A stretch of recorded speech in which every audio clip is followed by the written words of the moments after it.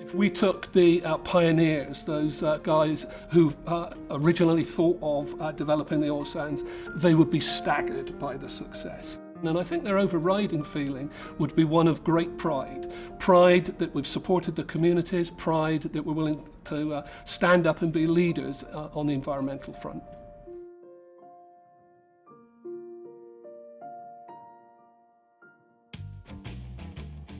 Fort McMurray was a quiet settlement and gateway to the north in the early 1950s, when a much-anticipated Government of Alberta report confirmed the surrounding oil sands deposits could be developed at a marginal profit.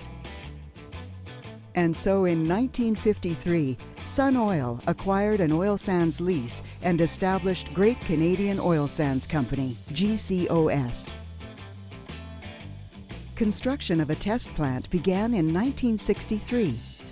By 1964, construction was underway to build a plant that would produce 31,500 barrels of oil per day.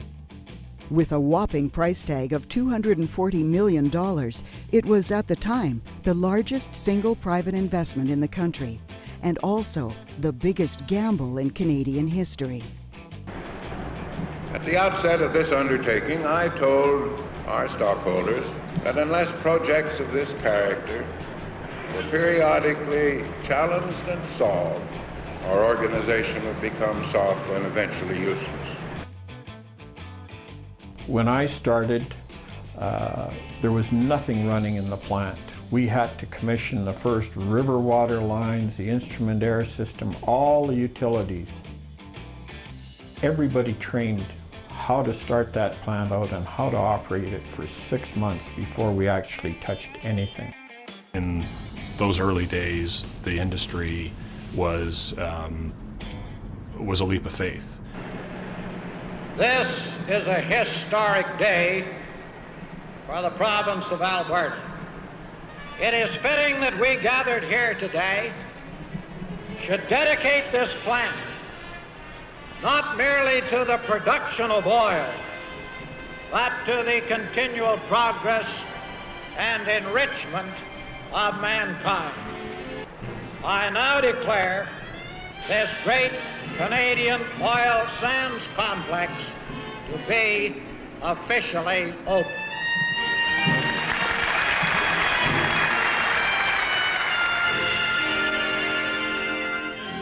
The plant experienced upsets which resulted in cascade failures to the point where basically there was nothing working, not even a flame in a boiler. The operation was kind of problematic, if you want to put that politely. we had lots of challenges. We quit counting after about 80 power failures, and we froze that whole plant up badly once, and it took us 6 months to get it back up on its feet. Winning oil from oil sands is hard work. There's no substitute. It wasn't what I would call an ordeal, but it was just a new experience that nobody had a map for. Talking to the retirees, the pioneers of our business, the thing that catches me is their never say never attitude. There was lots of opportunity for them to throw their hands in the air and give up and say, you know, this is for somebody else, but they stuck with it.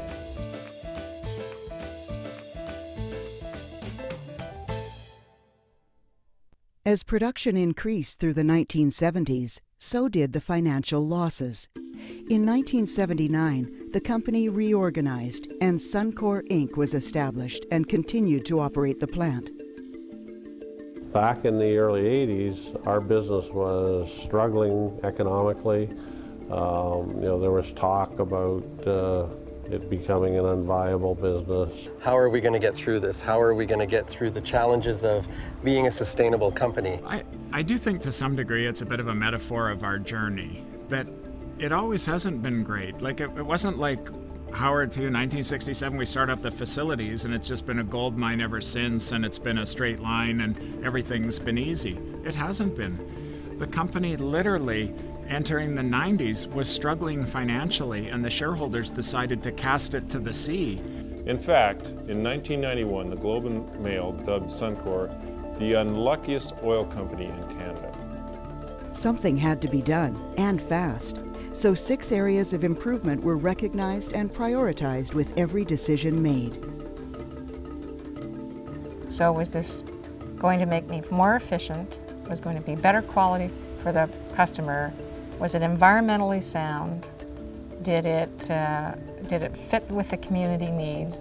Did it make the employees feel like their needs about safety and safe awareness and managing the risks in the business feel more confident about our ability to deliver and so on, that we would actually move all fronts forward. And that's exactly what we did.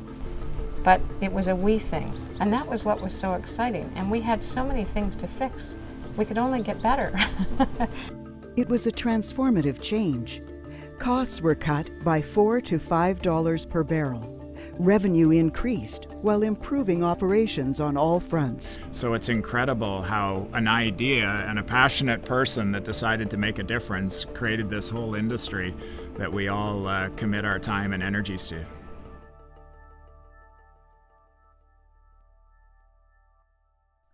We reorganized again to form Suncor Energy in 1997, the same year the Steep Bank Bridge was opened to the east side of the river. When I think back to that day today, the bridge was kind of symbolic of our bridge to the future.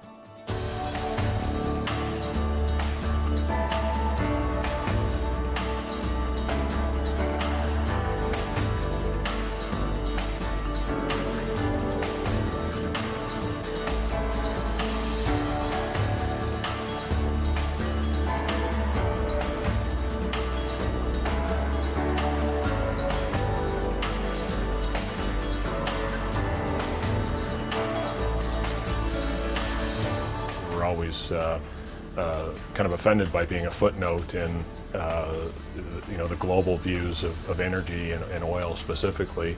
And then we emerged into prominence. And I think as Steve Williams says, sometimes you got to be careful what you ask for. This transformation brought us to the world stage and the scrutiny of the world to Suncor.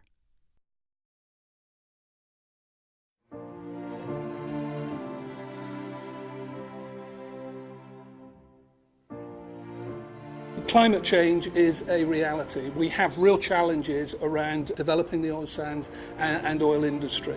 It's so easy just to stand in one place and be critical of something else. I think we have to have an honest debate. We have to recognise the benefits and the costs, and we'll best do that by working together. We do have to recognise that there are alternative viewpoints and diversity of thought that exist externally that make us better. It's a changing world right now. There's a lot of challenges out there. We're in the energy business, and there's a lot of negative connotations to that out there in the world. And so I think our challenge going forward is to advance new technologies, continue to innovate, and progress. We're going to have to manufacture goods, extract energy in a way that's sustainable. We're going to have environmental limits, economic limits that will be within the way we do things. So, it may be a way that I'm working myself out of a job, but I actually think it will be the jobs of everyone in the future.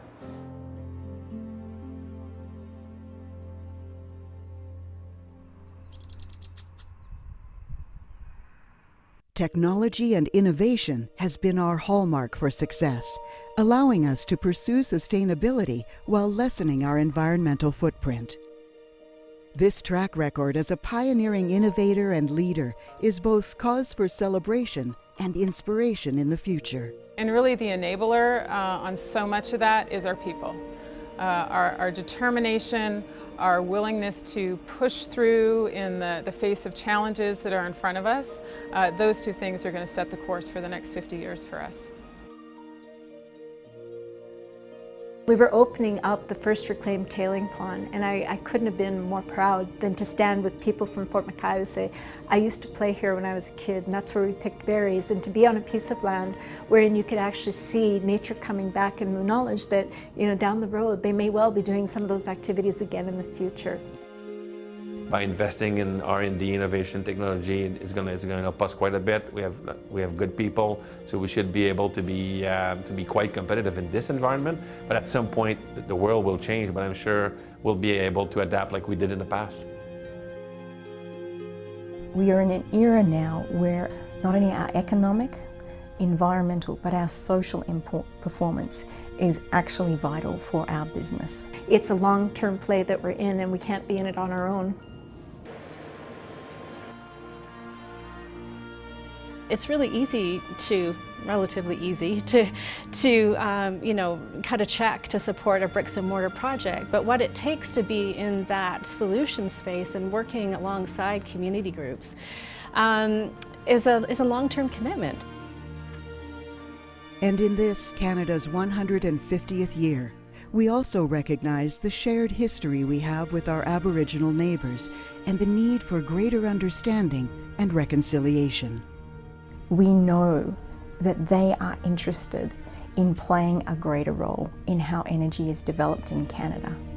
And so we are committing through our social goal and our activities in communities to better understand what that looks like and think about ways we can partner in a different way moving forward. It's a difficult journey, I would say, even more so. It's kind of like walking a balance between two worlds. And if communities get connected to the social goal, they understand what we're doing, potentially that could be our way of saying to them that we are trying to do things better and differently.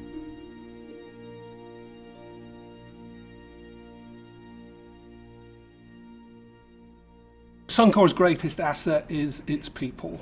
That's the thing which has carried us through the difficult times in terms of economy, the difficult times in terms of technology, the difficult times in terms of the attention we've attracted, and that's what's carried us through the most important piece, which is building trust with the communities we work with. Suncor it's the lifeblood, I think, of a lot of the economic activity in the region, and even when our economics are challenged, Suncor remains at the table willing to proceed. All of Canada is benefiting from what goes on here in Fort McMurray with Suncor and its oil sands operations in terms of having employees move to Fort McMurray to work here, buying tools and parts and machinery and equipment from Quebec, Ontario, BC, Newfoundland. It is a Canadian company, and it stretches from Victoria to St. John's and then is now even global. So it starts here in Fort McMurray but has its arms everywhere. Oil sands has become a big part of the Canadian story, and I think people realized during the fires how important it was. You shut off some of this resource, not all of it, but some of this resource for a 6-week period, and the entire economic indicators of the country dropped. And I think it just emphasizes how important these humble beginnings came with Carl Clark to where we are today, and how important that is across our country. We're willing to do the right thing. We will take on those challenges, we will step out, we will be a leader, and it's just incredible to be part of something bigger than yourself. What's helped us move forward so successfully has been our willingness to innovate and learn new practices as we go forward. That's even more important for the next 50 years. So innovation is critical to our success. As long as there continues to be a demand for the things that we're producing, our obligation is to do that as safely as possible and as environmentally sensitive as possible. We are lucky to be here in such an exciting time. I mean, last year we had the acquisition of a bigger stake in Syncro. Now we have the Fort Hill startup this year, the replication strategy with the In-Situ World and the expansion. That's pretty much on the horizon now. There's so many things happening. It's very exciting to be a Suncor employee right now. Looking at the last 50 years, looking at the next 50 years, I'd just like to say a sincere thank you to all of our stakeholders. And of course that includes our employees, the communities we operate in, and our shareholders.